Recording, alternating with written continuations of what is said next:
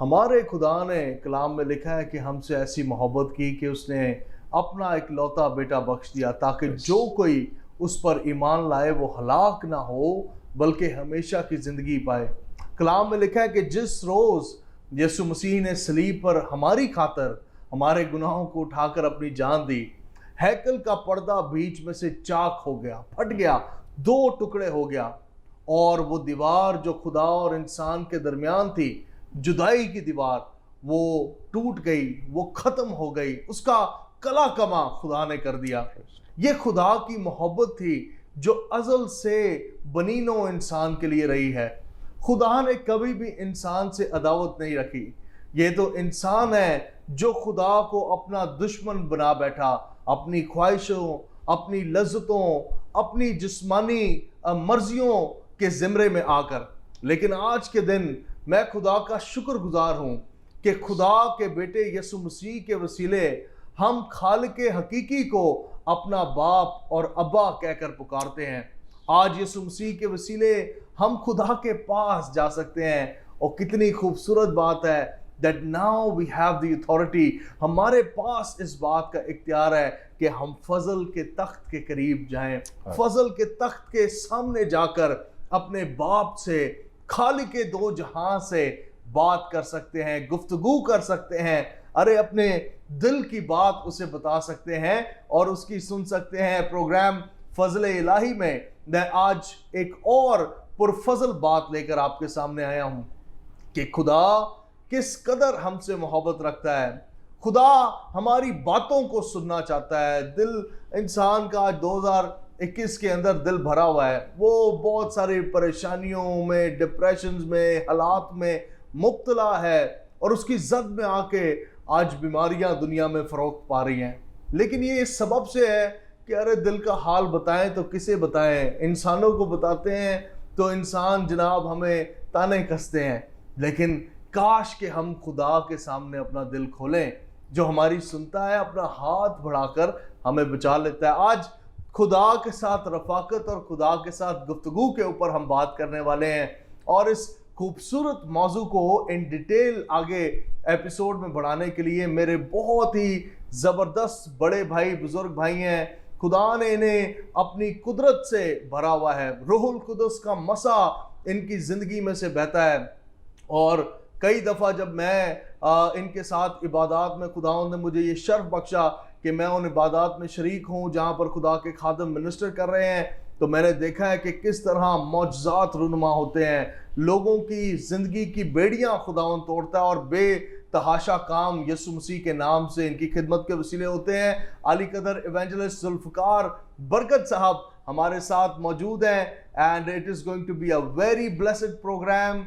और मेरा ये ईमान है कि आप तमाम प्यारे बहन भाई से बरकत पाएंगे। बिना वक्त को ज़ाया किए हुए भाई साहब आपकी तरफ आते हैं। थैंक यू वेरी मच आपके वक्त के लिए, आज स्टूडियोज़ में हमारे साथ होने के लिए। इससे पहले कि मैं कोई भी बात करूं, आज चूँकि पहली दफ़ा है कि आपने हमें ये एजाज़ बख्शा है कि आप हमारे साथ हैं, प्लीज़ कुछ खिदमत के बारे में बताएं, इन दिनों में क्या हो रहा है, and how is it all going. सबसे पहले दानिश भाई, थैंक यू वेरी मच। खुदावन आपको बरकत दे, आपकी पूरी टीम को और इस हमारे ग्रेस टेलीविज़न को, नेटवर्क को। खुदावन मेरी दुआ है कि इसको बहुत बढ़ाए और दुनिया की कोनों कोनों तक लेकर जाए, और अंजील की मनादी जहाँ तक नहीं पहुँची वहाँ तक जाए, क्योंकि खुदा चाहता ही यही है। सच बात, हमारे खुदा की मर्जी यही है। अरे सबसे बड़ा मिशन यही है। तो खुदा चाहता है कि हर जान बच जाए, क्योंकि कलाम में लिखा है खुदा किसी की हलाकत किसी की नहीं चाहता। वो चाहता क्या है कि सब की तौबा तक नौबत पहुँचे। ये खुदा की मोहब्बत है। तो जब हम खुदा की मोहब्बत में रहते हैं, जैसे हम पहले भी बात कर रहे थे, खुदा ने इंसान को बनाया इसीलिए, वर्शिप के लिए नहीं बनाया। वर्शिप के लिए तो खुदा के पास फरिश्ते बहुत हैं उसकी वर्शिप करने के लिए, उसकी बंदगी करने के लिए, लेकिन खुदा ने इंसान को बनाया उससे रफाकत रखने के लिए, कितनी खूबसूरत, उससे बातचीत करने के लिए। तो हम खुदा के नहायत शुक्रगुजार हैं कि खुदा ने हमसे इतना प्यार किया, और वो प्यार करता है। उसने अपने बेटे यस्सु नासरी के वसीला से सब कुछ मुमकिन कर दिया है। तो मैं नहाय शुक्रगुजार हूँ आज इस वक्त के लिए, इस टाइम के लिए, आपकी पूरी टीम, आपके पूरे घराने के लिए। बड़े टाइम से जब ने 6 महीने तकरीबन आपको आई थिंक सो के होने वाले हैं, लेकिन आज पहली दफ़ा मुझे मौका मिला। मैं भी आपका बहुत शुक्रगुजार हूँ। बीच में हमने आपको बहुत मिस भी किया। Thank you, God bless you, God bless you very much sir for coming today. मैं बहुत सारी बातें हैं मेरे दिल में जो मैं दरख्वास्त रखूंगा, कोई पर्ची कोई लिफाफा आपके सामने कि सर कोई टाइम दे। लेकिन आज जो है ना, जब हम यहाँ पर हैं तो ज़रूर हम खुदा के साथ रफाकत रखने के ऊपर बात कर रहे हैं। बड़े ये बाबरकत और ख़ूबसूरत मुकाशफा, इनफैक्ट इसके अंदर एक पावरफुल बात जो है वो मौजूद है कि वर्शिप तो एक हल्का है मसीही ईमान का, और खुदा के साथ मिलने का, जब हम उससे मिलें तो हम एज अ बादशाह, एज अ मालिक, एज अ आका उसके सामने सजदा रेज हो जाएं। लेकिन कैसी बात है, कलाम में ये भी लिखा है कि अब हम उसके लिए स्ट्रेंजर नहीं हैं, नौकर नहीं हैं, बाहर वाले नहीं हैं, बल्कि उसने हमें अपना बेटा और बेटी बना लिया है। अरे वो कैसा बाप होगा भाई साहब कि जो घर आए तो खाली बच्चे बोले ओ पापा वाह वाह वाह वाह पापा, बस पापा की वाह वाह होती रहे, लेकिन पापा बच्चों की ना सुने और ना उनसे कुछ पूछे। प्लीज भाई साहब, मैं खुदा के बाप होने के नेचर के ऊपर आपसे ये सवाल करना चाहता हूँ। कई दफ़ा जब लोग खुदा के बारे में सोचते हैं, हम रफाकत के ऊपर बात करते हैं, लेकिन फर्स्ट उसका नेचर बहुत ज़रूरी है जानना। तो लोग ये समझते हैं कि खुदा बड़ा गुस्से वाला है, पास नहीं आते उसके, बात करना तो दूर की बात है, वो डरते हैं, वो चर्च जावांगे गल किवें करांगे, खुदा तो हमारे गुनाहों से वाकिफ है, कहीं वो हमें मार ही ना डाले।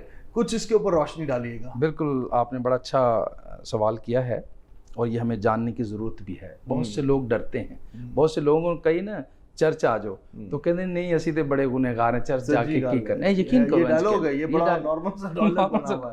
लेकिन इसकी वजह यह है कि हम खुदा के कलाम से आशना नहीं हैं, जानते नहीं हैं कि खुदा मोहब्बत है।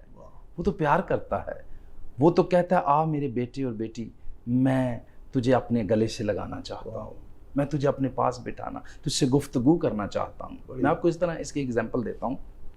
मेरे 3 बच्चे हैं, बेटा है बड़ा, हालेलुया, ठीक है, उसके बाद बेटी है, उसके बाद फिर बेटा है। होता क्या है कि कभी कभी कुछ बच्चे बाप से थोड़ा सा घबराते हैं, बात नहीं करते, ठीक है, लेकिन कुछ समझते हैं कि बाप बेशक थोड़ा सख्त है लेकिन मोहब्बत से भरा हुआ है, शफकत से भरा हुआ है, शफकत इसके अंदर है, तो वो कॉन्फिडेंस से बात करता है। अब होता क्या है, कभी कभी बच्चों ने कुछ चीज़ चाहिए हो ना, तो बेटी मेरी जो है ना वो मेरे पास आती है, वो मुझे कहती है पापा ऐसा हमने करना है, ऐसा करना है। ये बात वो है कि जो नेचर को समझ जाता है कि वो अगर हम पे कायदे कानून या प्रिंसिपल या घर का सिस्टम चलाने के लिए अगर कोई बात कर रहे हैं, लेकिन मोहब्बत तो अपनी जगह है, मोहब्बत तो है ना। बात है। अब जैसे हमने पहले बात की, हम पास बाप के जाएं ना, हम उसके गले से लगने की कोशिश ही ना करें, दूर से जायजे लगाते रहें, तो कैसे पता चलेगा। सच बात है। तो बेटी जो है फिर वो आके कहती है ऐसा करें ऐसा करें। फिर मैंने अपने बच्चों को समझाया कि देखें, कभी किसी बात पे अगर हम कहते हैं ऐसे नहीं ऐसे करें, ऐसे नहीं ऐसे करें, इसका मकसद हरगिज़ ये नहीं कि बाप मोहब्बत नहीं करता। अरे बाप के अंदर तो मोहब्बत भरी पड़ी है, वो तो आंसू बहाता है, क्या बात, वो तो चाहता है मेरा बेटा और मेरी बेटी मेरे पास आए, मेरे करीब आए, वो तो तरसता है। ये है मोहब्बत खुदा की, वो तरसता है। कलाम कहता है कि वो आसमान से ढूंढता है, लिखा है ना कलाम में, वो ढूंढता है कि कोई मुझे मिले तो सही। जो कलाम में लिखा, उसकी नजरें जो है वो सारी दुनिया पर गर्दिश कर रही होती है, वो ढूंढ रहा होता है कि कोई है ऐसा जो मुझे ढूंढ रहा है, जो मेरे पास आना चाहता है, जो मुझे गले से लगाना चाहता है। क्या बात है। तो खुदा तो ढूंढता है, खुदा प्यार करता है, ये उसका नेचर है, ये उसका नेचर है। और हमने खाली नेचर उसका यही समझा कि वो भस्म करने वाली आग नहीं, ना, वो मोहब्बत से भरा हुआ है। वो हमने जैसे पहले भी कहा, वो तो किसी की हलाकत चाहता ही नहीं, वो तो चाहता ये है कि सब की तौबा तक नौबत पहुंचे। और वो पासा ये सबसे बड़ा मिशन, जैसे हमने पहले बात किया, सबसे बड़ा जो इरशाद आज़म है वो यही तो है, जाकर अंजील की मुनादी कोनों कोनों में करो और खुदा के बादशाहत की पास लाओ उनको, बादशाहत में दाखिल करो उनको, कि कोई उससे महरूम रह ना जाए। वो तो चाहता है कि सब आ जाए, सबकी, वो किसी की हलाकत ही नहीं चाहता। ये मोहब्बत नहीं तो क्या है? सच बात है। इसमें मोहब्बत की मैं कहता हूँ ऐसी मिसाल नहीं मिलती। सर मैं जब बाइबल पढ़ता हूँ तो मुझे नहीं पता कि लोग किस जाविये से खुदा के कलाम को पढ़ते। कलाम में लिखा है खुदा ने अपनी मोहब्बत हम पर यूं जाहिर की कि जब हम गुनाहगार ही थे तो मसीह हमारे लिए मसलूब हो गया। देखे ना, उस वक्त में जब हम खुदा के दुश्मन थे, एक्चुअल दुश्मन थे, मसीह खुदावन को सलीब चढ़ाने के दर पर थे। और कलाम में लिखा है कि उस मोमेंट पर खुदा ने अपनी मोहब्बत की खूबी हम पर जाहिर की, अपना बेटा हमारे लिए दे दिया। और फिर आगे लिखा है कि जिसने अपना बेटा ही दे देने से दरेक ना किया तो बाकी चीजें क्यों करना देगा। अब क्यों नहीं आसमान की कुंजियां वो हमें दे, अब क्यों नहीं वो रोल कुदस से हमें नवाजे, अब क्यों नहीं दुनियावी बरकतों से भी वो हमें नवाजे। ये बाप का नेचर है। मैं बहुत शुक्रगुजार हूँ कि आज खुदा ने आपको ये मजमून दिया है और ये बड़ा बाबरकत मुकाशफा है कि खुदा हमसे बात करता है। हम ऑफ द स्क्रीन बात कर रहे थे कि खुदा जब बागे अदन में आता था, आपने जैसे मुझे कहा कि लाखों करोड़ों अरबों की तादाद में फरिश्ते उसके सामने खड़े हुए हैं और बाइबल ने तस्दीक दी है कि उन फरिश्तों का और कोई काम नहीं है। वो सुबह दोपहर शाम रात हर वक्त कदूस कदूस कदूस कदूस पुकारते रहते, तारीफ करते रहते हैं। आदम और हवा को बनाने के पीछे खुदा का मकसद शाम के पहरों में आकर उनके साथ रफाकत, ठंडे वक्तों में उसे मैं शाम का वक्त कह रहा हूँ, ठंडे वक्तों में आकर उनसे रफाकत रखना था। ये रफाकत की वैल्यू क्या है? सिर्फ रफाकत रखना क्यों जरूरी है? खुदा से रफाकत तो बाद की बात है, ये रफाकत ही क्यों जरूरी है? रफाकत बाज, अब जैसे हमने पहले मैं अर्ज कर रहा था, कलाम ही से बता रहा था कि जैसे हमने कहा कि परस्तिश करने के लिए, उसकी बंदगी करने के लिए तो बाकी सब कुछ थे, लेकिन उसने ये पसंद किया कि मैं अपनी शबीह पर आदम को बनाया। आप तो आज बातों से बातें बड़ी जबरदस्त, अपनी शबीह पर बनाया। देखिए ना, देखिए कितनी गहरी बात है। अपनी कलाम कहता है अपनी शबीह पर बनाया, इसलिए बनाया कि मैं जिसके साथ बैठकर गुफ्तगू कर सकूं। देखें पापा साहब, बेदारी जब भी आई है, मैं एक बेदारी की किताब पढ़ रहा था, उस किताब में मैंने पढ़ा, मैं हैरान हुआ। लिखा है जब भी बेदारी आती है, जिस शख्स के खुदा और वो शख्स दोनों मिलकर बेदारी को लाते हैं। तो ये मोहब्बत, यही तो खुदा चाहता है कि मैं इंसान के साथ मिलकर यूनियन में यस एक हलचल मच जाए, लोग सारे खुदा की हजूरी में आ जाएं। खुदा चाहता है, इसलिए खुदा ने आदम को बनाया कि ये मेरे साथ रफाकत रखे, ये मेरे साथ गुफ्तगू करे। ये मोहब्बत नहीं तो क्या है? सच बात है। और बगैर रफाकत के आई बिलीव खुदा को जानना भी नामुमकिन है। तो फिर आप दूर ही रहेंगे। अगर आप जिंदगी कहेंगे ना कि मैं गुनाहगार, मैं चर्च नहीं जाना, तो फिर आप कभी भी नहीं जा पाएंगे, कभी नहीं जा सकते। अच्छा, और ये मैं समझता हूँ भाई साहब कि ये शैतान का एक बड़ा बहकावा भी है। वो लोगों के जहन पर उसने इस बात को छाप दिया कि भाई तो गुनाहगार है। बिल्कुल ठीक। अच्छा, वो ये बात समझ नहीं पा रहे कि मसीह खुदावन तो आया ही गुनाहगार के लिए कि वो उसे उस आग में, उस दलदल में जहां वो बेचारा फंसा हुआ है, वहां से निकाल ले और उस रफाकत में ले आए। अब बात करते हैं खुदा की रफाकत की। इंसानों से रफाकत करें, बीवी से रफाकत करें, बच्चों से रफाकत करें, दोस्तों से रफाकत करें। एक इंसान की जिंदगी में या एक ईमानदार की जिंदगी में खुदा से रफाकत रखना क्यों जरूरी? क्या उसके बगैर उसका गुजारा हो नहीं सकता? बिल्कुल नहीं हो सकता। इसलिए ज़रूरी, जैसे मैं अभी पहले भी अर्ज कर रहा था कि सम टाइम, कुछ वक्त ऐसा आता है कि बच्चे बीवी हमसे बात नहीं करते, तो खुदा चाहता है कि ये मेरे से बात करे, मेरे से रफाकत रखे। मैं आपको जैसे बता रहा था कि खुदा ने मुझे सिखाया कि मैं चाहता हूँ कि तू मेरे साथ बात करे, तू मेरे साथ रफाकत रखे, तू मेरे साथ गुफ्तगू करे। होता क्या है, जैसे हमने बेदारी पे बात की कि खुदा इंसान के साथ मिलकर काम करता है। अपना क्या नाम है उनका, जो गीत गाते थे, अपना अरस मल साहब, उनकी एक दिन मैं बात गवाही सुन रहा था। वो कहते हैं कि एक दिन ना मुझे खुदा ने कहा कि तू मेरी हजूरी में रह।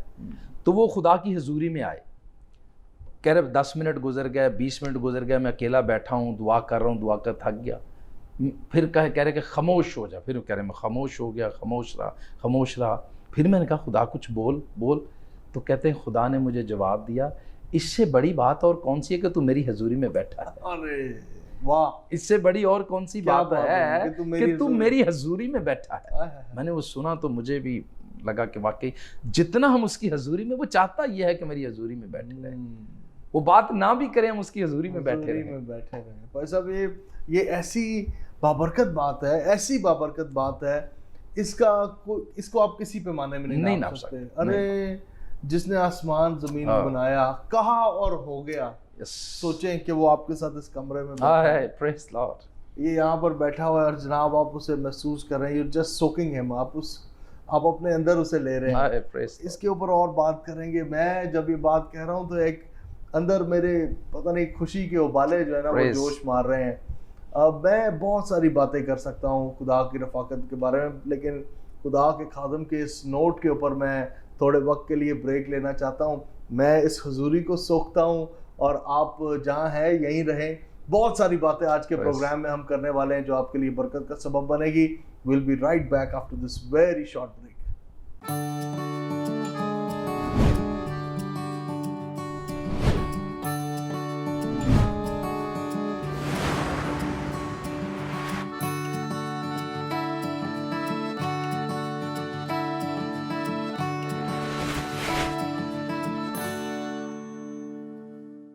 वेलकम बैक खुदावंद के प्यारे लोगों। ब्रेक पर जाने से पहले हम खुदावंद के खादम मुबशर इंजील जुल्फ़कार बरकत साहब जो कि मेरे बहुत प्यारे भाई हैं, इनके साथ हम बात कर रहे थे कि किस तरह से और कितना ज़रूरी है खुदावंद की रफ़ाकत में रहना, और कितनी खूबसूरत खुदावंद के खादम ने बात बताई कि खुदा ने आदम को अपनी शबी पर बनाया, वो उसे उस मकाम पर ले आया जहाँ पर आदम खुदा के साथ अपने आप को रिलेट कर सकता था। यानी कि अगर खुदा कोई बात कहे तो आदम उसे समझे, और जब आदम कोई बात कहे तो खुदा उसे जान ले कि आदम क्या कहता है, उसके बातिन में क्या चल रहा है, उसके जज्बात क्या हैं।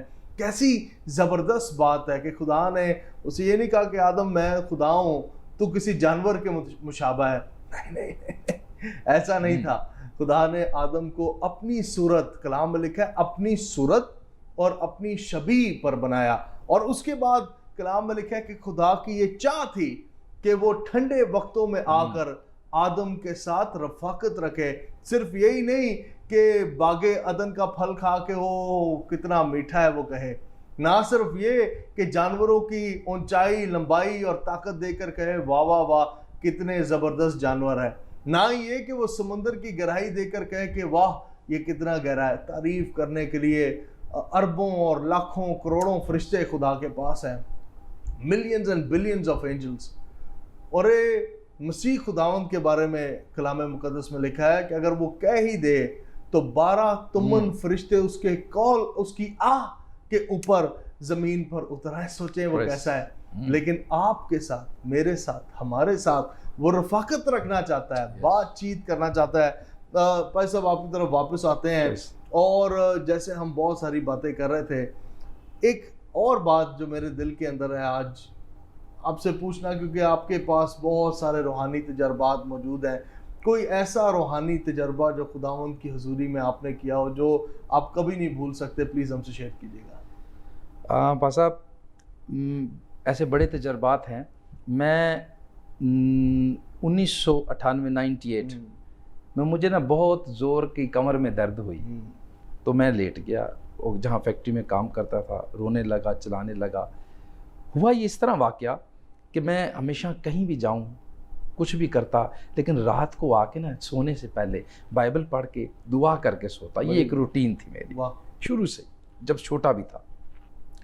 तो मैं ये समझता था कि खुदा ने ये पूरी दुनिया बनाई है, ये कायनात उसके हाथ की कारागरी है, सारा कुछ उसने बनाया है। लेकिन ये जो दुआ करते हैं और कहते हैं कि हमने दुआ की तो ये बंदा शिफा पा गया, ठीक हो गया, ये कुछ मेरी समझ में नहीं आ रही बात। ये कैसे हो सकता है? हुआ इस तरह कि खुदा फिर जिनसे प्यार करता है उनको फिर सिखाता भी उसी तरह। जब वो मैंने आपको बताया कि ज़ोर की दर्द मेरे कमर में हुई, मैं लेट गया, रोने लगा, चलाने लगा। वो फैक्ट्री वाले मुझे जिना हॉस्पिटल ले आए। जब लेके आए तो डॉक्टरों ने देखा तो उन्होंने कहा लग रहा है ये किडनी का पेन है। तो खैर उन्होंने अल्ट्रासाउंड करना शुरू किया। जब अल्ट्रासाउंड कर रहे हैं तो मेरे अंदर कोई किडनी नहीं आ रहा, किडनी नहीं आ रहा। 2 गुर्दे हर शख्स के अंदर होते हैं, मेरे अंदर कोई गुर्दा नजर ही नहीं आ रहा। डॉक्टर्स को, डॉक्टर परेशान हो, वहाँ स्टूडेंट होते हैं, आपने देखा होगा लड़कियां लड़के बड़े नए नए जो सीखने आते हैं, वो सारे आगे कह रहे हैं जी बड़ा इंटरेस्टेड केस आज आ गया। ये क्या बात हो गई, ये क्या है ही नहीं किडनी, बंदा जिंदा है लेकिन अंदर कोई किडनी है नहीं।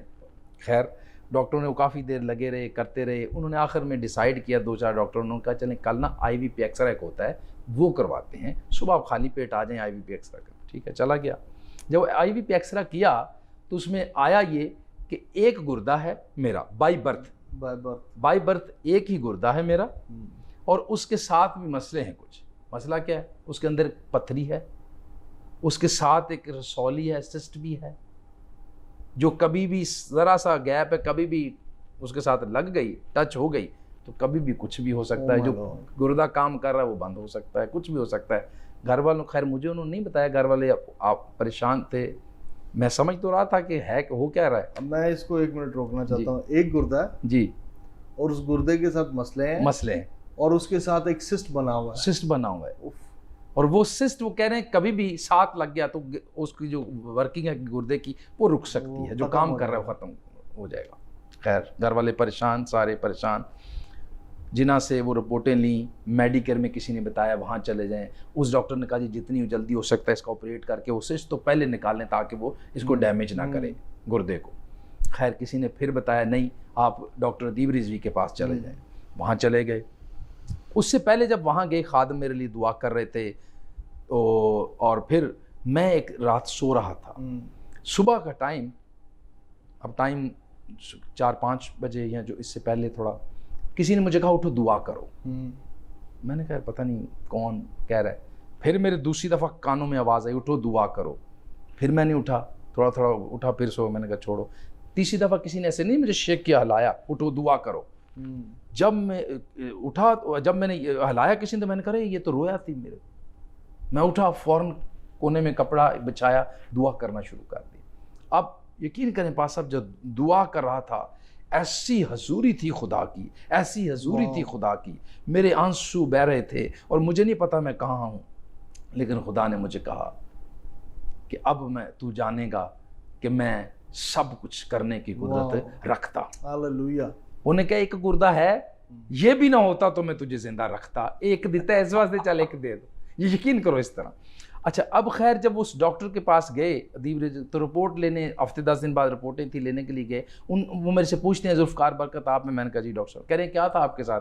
मैंने कहा कहते हैं डॉक्टर साहब कि डॉक्टरों की जो बाकी रिपोर्टें हैं कि मेरे अंदर बाई बर्थ एक ही गुर्दा है और वो गुर्दे के अंदर पथरी भी है और उसके साथ कुछ सिस्ट भी है जो कभी भी उसके साथ लगती है और वो गुर्दा काम करना बंद कर सकता है। सिस्ट ऑब्वियसली, मैं जिन लोगों को नहीं पता मैं उनको ये बताना चाहता हूँ, सिस्ट एक गदूद होती है, एक गिल्टी होती है जो किसी के भी बदन में बन जाती है और वो जहर से भरी होती है। यानी अगर वो सिस्ट फट जाए तो आपके पूरे जिस्म में खून के जरिया जहर भर जाता है। और एक शख्स जिसकी किडनी के अंदर डॉक्टर्स की रिपोर्ट्स हों, और एक जगह नहीं, खुदा के खादम बता रहे हैं कि मुख्तलिफ जगह से इस बात की उन्होंने तस्दीक ली। एक किडनी बाय बर्थ, एक किडनी उसके अंदर पथरी है, स्टोन है और फिर उसके साथ सिस्ट है, और मैं इसको बयान नहीं कर सकता। It's a horrible condition. फिर जब वो दुआ की और फिर हम उस डॉक्टर के पास रिपोर्टें लेने के लिए गए, मुझे जब मेरा नंबर आया मैं कॉल करने, तो डॉक्टर मुझे पूछते हैं जी जुल्फ़कार बरकत आप है? मैंने कहा जी। कह रहे हैं क्या था आपको? बड़ा मुस्कुरा रहा है डॉक्टर ना। मैंने कहा डॉक्टर साहब कहते हैं कि मेरा एक गुर्दा है। कह रहे हैं अच्छा, और? कह रहे हैं उसके साथ, मैंने कहा उसके अंदर पथरी भी है। कह रहे और? कह रहे, मैंने कहा कहते हैं सिस्ट भी है। कह रहे और तो कुछ नहीं। कह रहे बैठ जाओ। मैं बैठ गया। जब बैठा तो कह रहा है ये आपकी रिपोर्ट्स ये कहती हैं कि गुर्दा आपका एक है बाई बर्थ, ओके फाइन, लेकिन आपका एक गुर्दा 2 गुर्दों का काम कर रहा है, प्रॉपर साइज है, प्रॉपर वो वर्किंग कर रहा है, सारा कुछ ओके। पथरी है छोटी सी, वो भी ऐसे कोने में पड़ी, आज तक कभी आपको तकलीफ नहीं देगी आज के बाद, नंबर 1। नंबर 2, जो सिस्ट है वो बिल्कुल माइनर सी है और वो एक लापूमा है, उस कोई अंदर जहर नहीं, कोई कुछ नहीं, वो एक कोने में पड़ी है। उसको सदियां लग जाएंगी उसके पास आते हुए, वो कुछ नहीं कर सकती। जब ये डॉक्टर के लफ्ज़, ये कितने साल पुरानी बात है? ये सर कोई तकरीबन पास साहब, ये बात है पुरानी कोई तकरीबन 20-25 साल तो हो गए। और ये 20-25 साल में आपको कभी उसकी वजह से कभी कुछ भी नहीं हुआ। वाह, खुदा उनका शुक्र है कि 25 साल मैं तक हैरान हूँ। आज मैंने पहली 98 दफा 98 से लगाए ना, 98 से बहुत साल हो गए, बहुत साल, 24 साल, हाँ 24 साल, 24 साल, 21 22 23 24 साल तकरीबन। तो 24 साल में आज तक मुझे कभी उसकी प्रॉब्लम नहीं हुई, ना वो पथरी की प्रॉब्लम ना हुई, पथरी सिस्ट ना सिस्ट की प्रॉब्लम हुई। बड़ी ये बात खुदा है। उनकी शुक्रगुजारी। तो मैंने कहा कि खुदा ने मुझे सिखाया कि मैं सब कुछ कर सकता हूँ, उस प्रेजेंस के अंदर, उस प्रेजेंस के अंदर सिखाया। वाह। कि मैं ये कह रहा था ना कि खुदा ये कैसे हो सकता है कि तू शिफा का, ये समझ में नहीं मुझ में आता। हाँ। खुदा ने कहा मैं सिखाऊंगा कि शिफा कैसे मिलती है और मैं कैसे शिफा दे सकता हूँ। तो ये अनयूजुअल लेवल है Yes. शिफा का। मैं Yes. हैरान हूँ ये सुन के कि आज तक और अभी भी एक ही एक गुर्दा ही, यस आपके एक ही बाई बर्थ। ये सुनिएगा, ये मैं I can not even predict it कि ये कैसी बात है। पास्टर जुल्फकार बरकत साहब के अंदर एक गुर्दा है जो डॉक्टर्स के मुताबिक गिल्टी या सिस्ट के साथ था और उस गुर्दे के अंदर पथरी भी थी। अच्छा, ये खुदावंद ने अपनी हजूरी में बैठे हुए इनको कहा कि अब मैं तुझे दिखाऊंगा कि मौजज़े कैसे होते हैं। एंड इट्स इनक्रेडिबल भाई साहब। मैं ये समझता हूँ कि आपकी ज़िंदगी चलती फिरती गवाही है, गवाही, यस। और मतलब लोगों के पास बहुत सारी गवाहियाँ होंगी, बट ये मैंने आज पहली दफ़ा ऑनेस्टली सुना। ये बिल्कुल अनयूजुअल है और ये बात हमें बताती है खुदा के कलाम की तस्दीक कि जो इंसानों से नहीं हो सकता खुदा से वो भी मुमकिन है। साइंस कहती है कि 2 गुर्दों के बगैर इंसान अधूरा है, लेकिन यहाँ पर बात यह है कि एक गुर्दा जो खुदा ने इनके अंदर रखा, जिसके साथ आज भी वो सिस्ट है और वो पथरी भी है, लेकिन वो ऐसी है कि उसे सदियां लगेंगी असर करते हुए। खुदावंद आपको सदियों की उम्र दे, लेकिन कलाम में लिखा है अगर बहुत किसी की हिम्मत हो तो 70 बरस। तो तसव्वुर करें कि खुदा ने कैसी सलाहियत कि वो एक गुर्दा 2 गुर्दों के बराबर काम कर रहा है। Wonderful is the Lord we serve, hallelujah. भाई साहब, ये सब कुछ मैं ईमान रखता हूँ कि इसलिए हुआ कि शुरू से आप खुदावंद के हुजूर में झुकते रहे हैं, कलाम पढ़ते रहे हैं, दुआ करते रहे हैं और खुदा की प्रेजेंस के अंदर ही खुदा ने आपसे कलाम किया कि अब मैं जुल्फकार तुझे दिखाऊंगा कि मैं क्या कर सकता हूँ। What a joy that is भाई साहब। और मैं ये समझता हूँ कि अगर खुदा ने आपके साथ कुछ किया, दैट्स फॉर अ रीजन, वो किसी सबब से है। और आज मेरा ये ईमान है कि जितने बहन भाई हमें देख रहे हैं ना, खुदावंद हम जब दुआ करेंगे तो इनकी जिंदगियों की बेड़ियां भी तोड़ेगा। और अगर आपको डॉक्टर्स ने लाइलाज कह दिया है या वो कुछ भी कह रहे हैं, डू नो कि खुदा की हजूरी यहाँ है और जिस तरह का काम खुदा के खादम के लिए खुदा ने किया है, खुदा आपके लिए भी वही करेगा अनयूजुअल तरीके से। मैं आज, मुझे पता नहीं क्यों ये बात दिल में उभर रही है कि खुदावंद इस प्रोग्राम को देखने वालों की जिंदगी में अनयूजुअल, गैर मामूली, जो तस्वर से बाहर है, वो मिरेकल करने वाला है। यीशु मसीह के नाम में से रिसीव करेगा। बस अब let's not wait for more. मैं चाहता हूं कि आपकी रहनुमाई में मिलकर आज हम इन बहन भाइयों के लिए जो टेलीविजन पर हमें देख रहे हैं, हम इनके लिए दुआ करेंगे। और आई बिलीव कि जिस तरह का अनयूजुअल काम और किया क्या, आपकी जिंदगी अभी भी उसी तरह ही चल रही है। और मैं ये ईमान रखता हूँ कि ये मसा, ये कुदरत फ्लो करेगी इन प्रोडक्शंस के जरिया और खुदा के लोग आज के दिन छुटेंगे, रहाई पाएंगे, मौजज़े पाएंगे यीशु के नाम से। Please let's pray.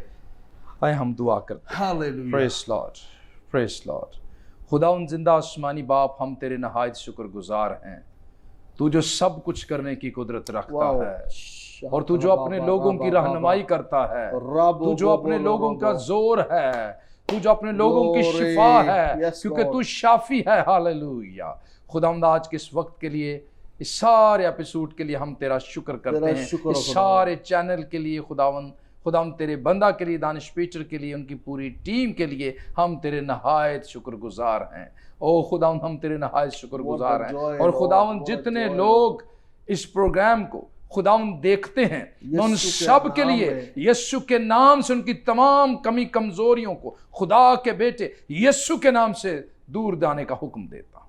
उन्हें छोड़ दे, उन पर फजल रहम जारी हो यीशु के नाम से।